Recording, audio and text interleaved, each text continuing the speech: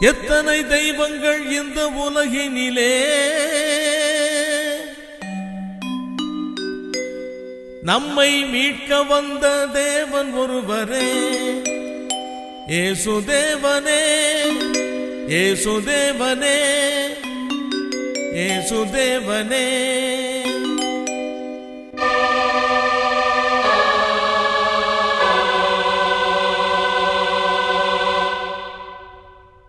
இயேசுதேவனை நாடினால் வேதனைகள் விலகும்,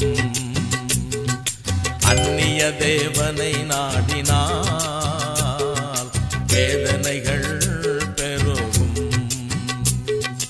அதிகாலையில் தேடினால் ஆனந்தமே, துதி கீதமே பாடினால் பேரின்